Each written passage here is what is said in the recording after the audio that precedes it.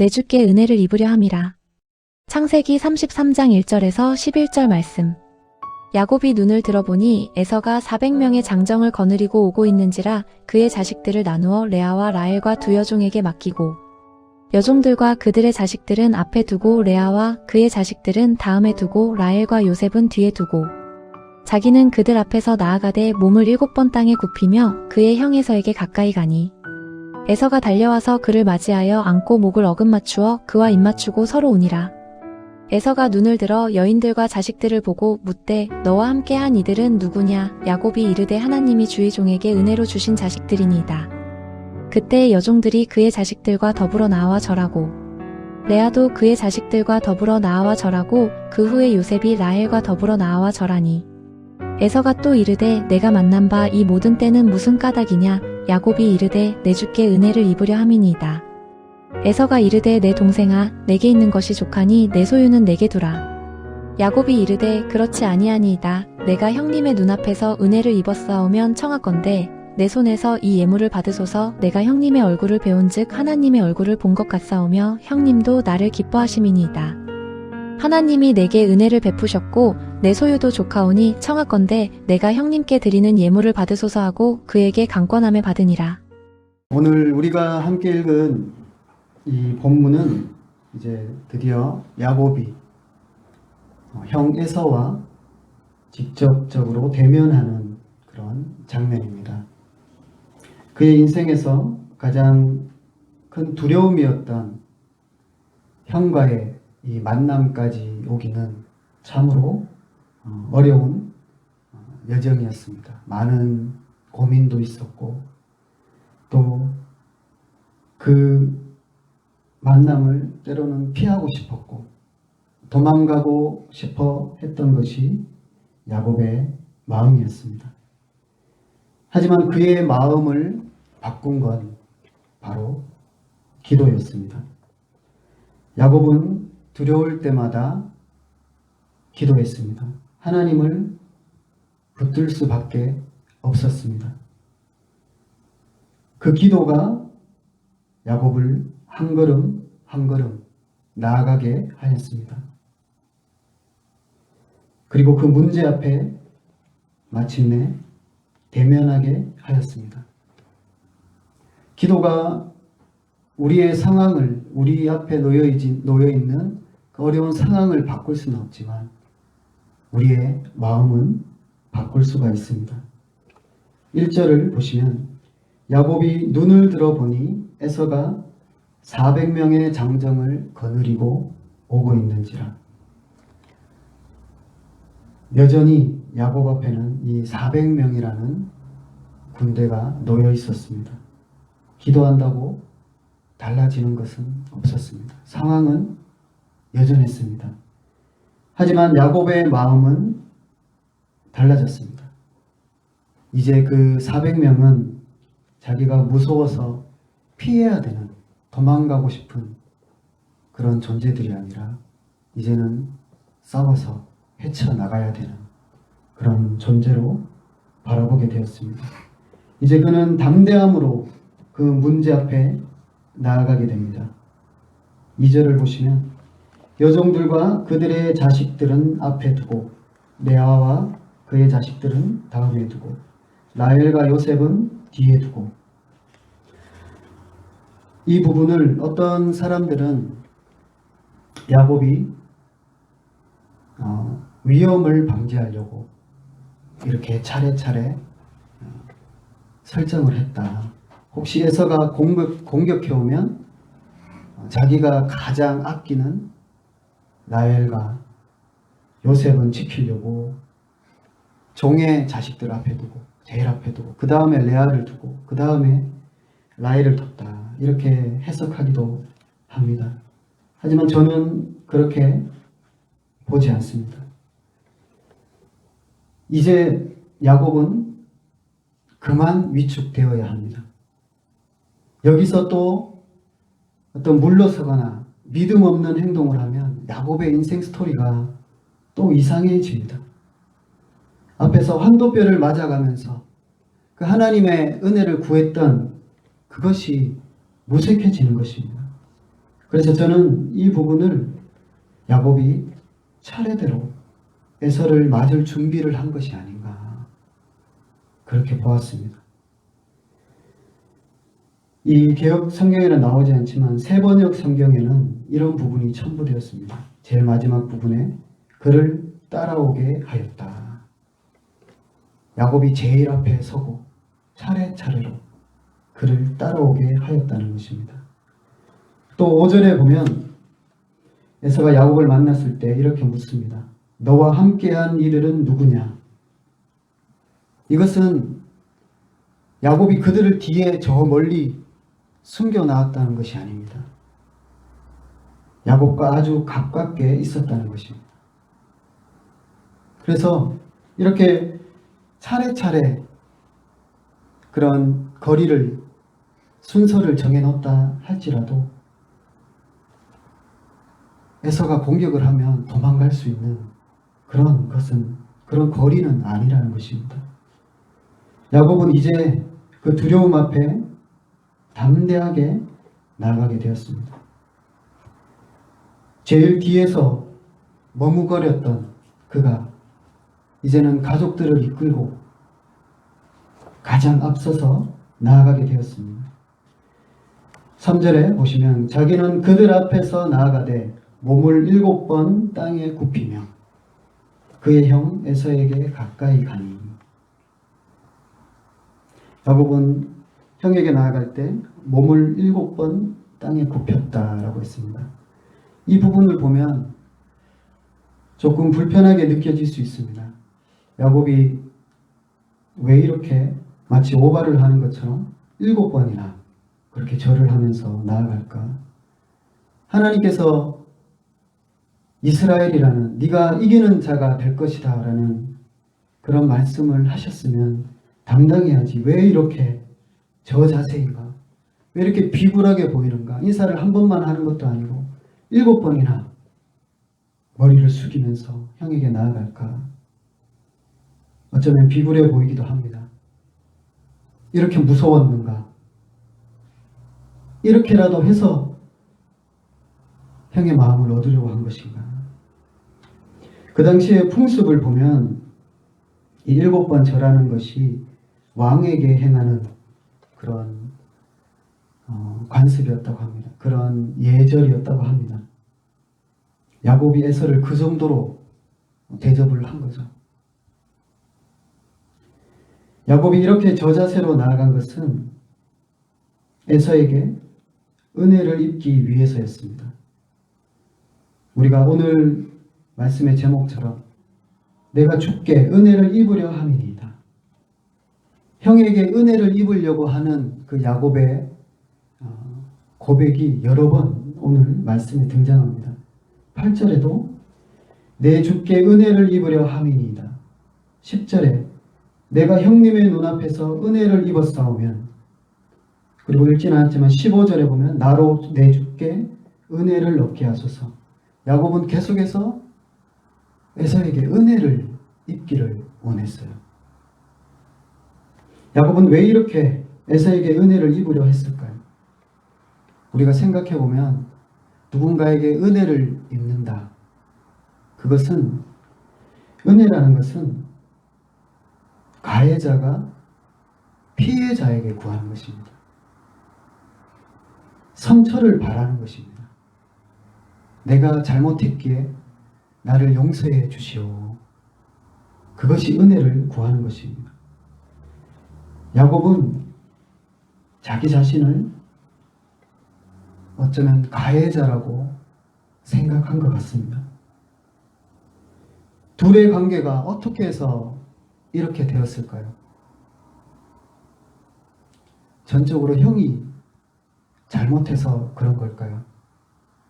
아니죠.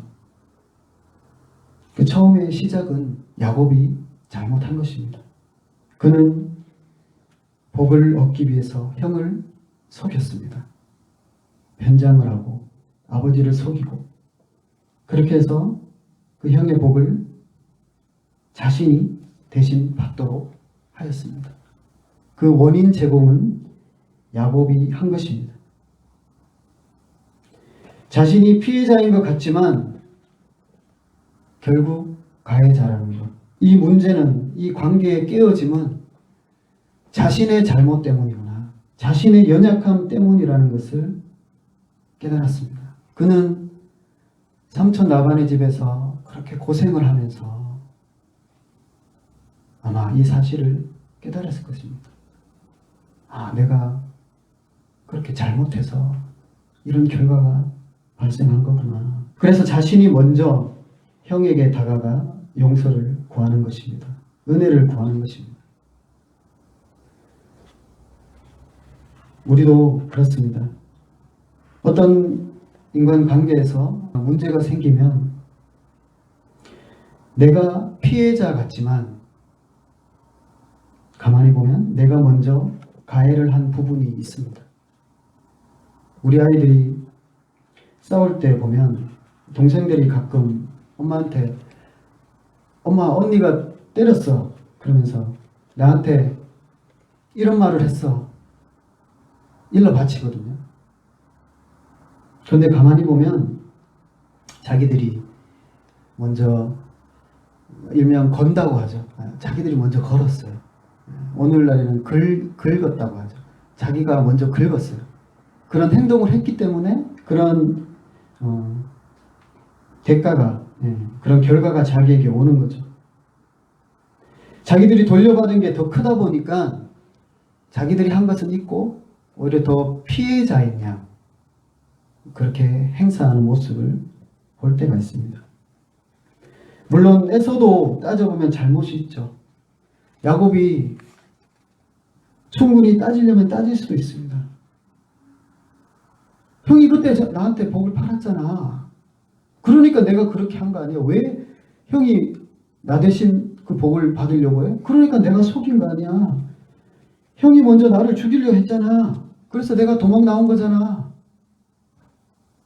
따지려면 충분히 따질 수 있죠. 누가 더 잘못했냐? 따지려면 충분히 따질 수 있습니다. 하지만 야곱은 그렇게 하지 않았습니다. 왜냐? 하나님의 은혜를 받으니까 그렇게 해서는 안 되는 거거든요.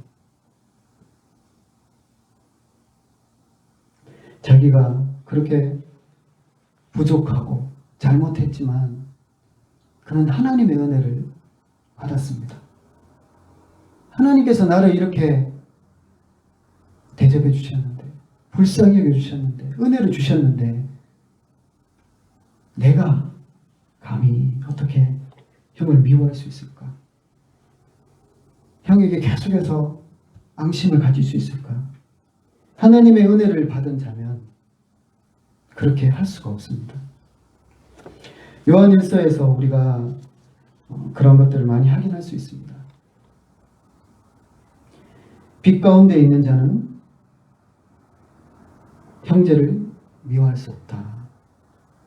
형제를 사랑하지 않는 자는 어둠 가운데 있다. 그 반대가 뭡니까? 빛 가운데 있는 자라면 형제를 계속해서 미워하는 마음을 가질 수가 없다는 거죠. 우리는 관계에서 어떤 문제가 생기면 자기를 보기보다 자꾸 다른 사람의 잘못을 찾아내어서 나의 이 행동을 정당화시킵니다. 내가 왜 그 사람한테 먼저 다가가야 돼? 내가 왜 용서를 빌어야 돼? 저 사람이 더 잘못했잖아. 어떤 잘못에 대한 경중을 따집니다. 저 사람이 더 잘못했기 때문에 저 사람이 나한테 잘못했다고 하면 나도 잘못했다고 할 거야. 그런 생각을 하는 거죠. 하지만 과연 이것이 하나님의 은혜를 받은 자의 모습일까요? 요즘 중동 지역을 보면 전쟁이 한창이죠. 이스라엘이라는 나라를 볼 때 참으로 인정사정 없는 것들을 보게 됩니다. 주변의 어떤 팔레스타인 지역의 나라들과 그리고 지금 레바논이라는 나라를 아주 사정없이 폭격하고 있죠. 그들이 공격하는 이유를 들어보면 자기들이 피해자라고 합니다. 자기들이 과거에 홀로코스트라는 그 유대인 학살을 당했다. 너희가 그 당한 우리의 서러움을 아느냐? 그러면서 사정없이 공격을 하는 거죠. 우리가 하는 거는 그때 그 순간에 비해서는 아무것도 아니야. 우리가 얼마나 큰 고통을 당했는데. 또 자기들이 공격할 때 자기들이 받은 각종 테러들을 언급합니다. 그러면서 자기들의 공격을 정당화하죠. 우리가 이렇게 해도 돼. 왜냐하면 내가 더 큰 피해를 받았으니까. 이것이 과연 자칭 하나님의 백성이라고 말하는 그들이, 하나님의 선택을 받은 자라고 하는 그들이 행하는 정당한 행동일까요? 미국도 마찬가지죠. 하나님의 은혜를 받았다. 성경에 손을 얹고 나라를 세운 그 나라가 그렇게 마구잡이식으로 약자들을 공격하는 것. 그들의 얘기를 들어보면 자기들이 피해를 받았다고 다 얘기를 합니다. 하나님의 은혜를 받은 자라면 감히 그럴 수 없습니다. 은혜를 깨달은 자는 자신의 잘못을 보게 됩니다. 그것을 먼저 보고 더 크게 봅니다.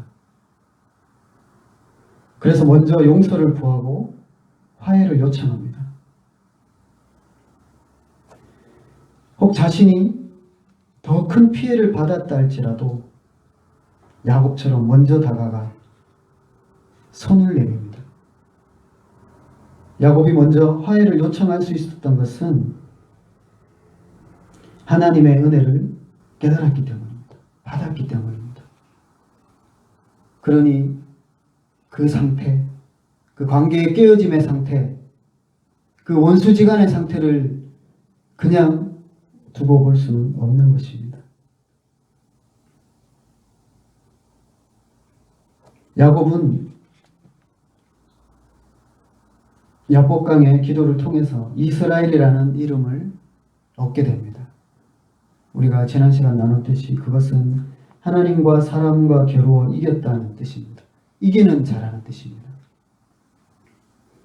야곱은 어떻게 이기는 자가 되었을까요? 그는 자신을 내려놓음으로, 자신이 짐으로 이기는 자가 되었습니다. 승리하는 자가 되었습니다. 져주는 것이 이기는 것이다, 이런 말이 있죠. 그게 어떻게 보면 성경적인 원리인 것 같습니다. 저도 가끔 부부싸움을 하게 되는데 싸우면 항상 제가 져줍니다. 이렇게 얘기하면 와이프가 반박을 할 수가 있는데 언제 져줬어? 근데 대부분 그렇습니다. 나중에 한번 물어보십시오. 왜 져주냐?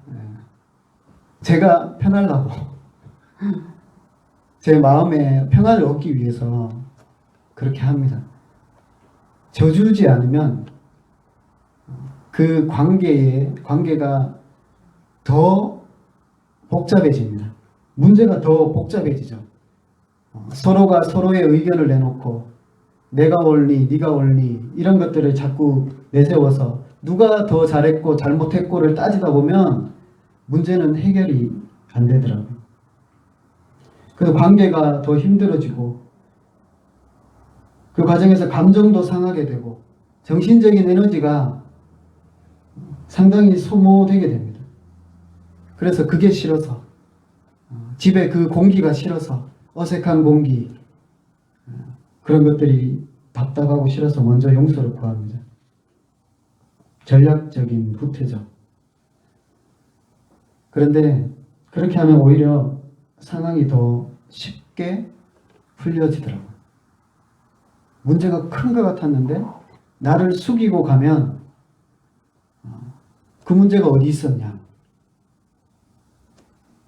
그냥 사라지는 것들을 경험합니다. 제가 이긴 것 같아요. 그래서 지는 것이 이기는구나.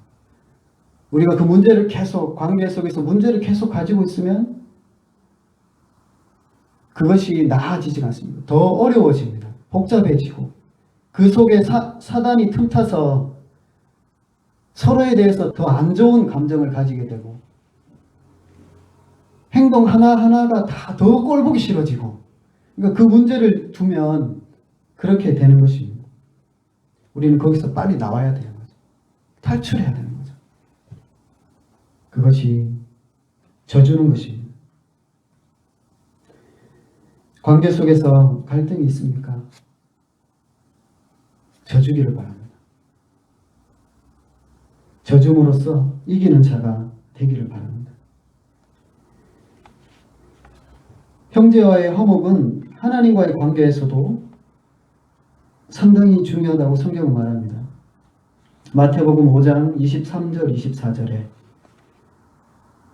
그러므로 예물을 제단에 드리려다가 거기서 내 형제에게 원망 들을 만한 일이 생각나거든 예물을 제단 앞에 두고 먼저 가서 형제와 화목하고 그 후에 와서 예물을 드리라. 하나님은 예배하기 전에 형제에게 원망 들을 만한, 형제와의 관계에 깨어진 부분이 있다면 그것을 해결하고 오라고 우리에게 말합니다. 형제와 화목하지 않으면 하나님과의 관계가 막힙니다. 말씀이 들어오지 않고 기도가 막히게 되는 것입니다. 하나님과의 관계를 바로 할 수가 없는 것입니다. 예수님께서는 주기도문에서도 우리에게 이렇게 기도하라고 말씀하셨습니다. 마태복음 6장 12절에 우리가 우리에게 죄 지은 자를 사하여 준 것 같이 우리 죄를 사하여 주시옵고, 하나님께 용서를 구하기 전에 먼저 형제를 용서해 줘라.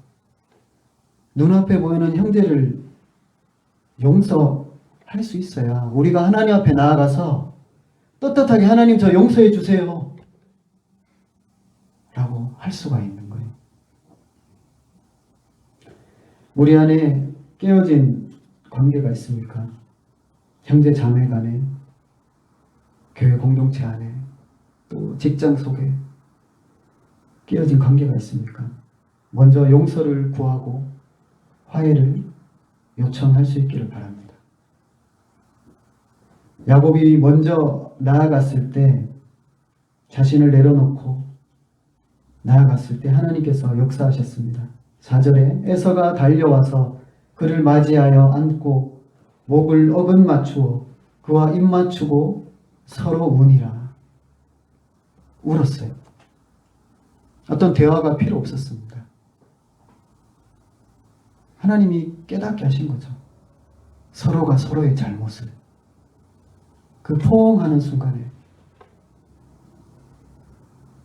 서로에 대한 두려움, 악감정, 불만, 이런 것들이 다 녹아내리는, 굳이 따지지 않아도, 말하지 않아도 하나님께서 그렇게 은혜를 베풀어 주셨습니다. 야곱이 먼저 고개 숙이며 겸손하게 화해의 손길을 내밀 때 에서도 그의 마음에 감동하여서 야곱을 향해 가졌던 경계심을 풀고 마음의 문을 연 것입니다. 우리가 먼저 용기되어 나아갈 때 하나님께서 그 관계를 회복시켜 주실 것입니다. 우리의 자존심을 내려놓고, 우리의 잘남을 내려놓고, 우리의 의의를 내려놓고 하나님이 나에게 주신 은혜만을 생각했으면 좋겠습니다. 그것으로 그 관계 가운데 나아갔으면 좋겠습니다. 그때 하나님께서 모든 깨어진 그 관계를 은혜로 회복시켜 주실 것을 믿습니다. 기도하겠습니다. 하나님, 하나님께서 우리에게 놀라운 은혜를 베풀어 주셨습니다. 우리가 하나님을 대적했고 하나님을 슬프게 했고 하나님의 마음을 아프게 했지만 하나님은 우리를 받아주셨고 우리 가운데 은혜를 베풀어 주셨습니다. 그런 우리가 어떻게 형제를 미워할 수 있겠습니까? 미워할 자격이 있습니까? 주님, 우리 안에 깨어진 관계가 있다면 우리 자신을 내려놓고 먼저 손을 내미는 우리가 되기 원합니다.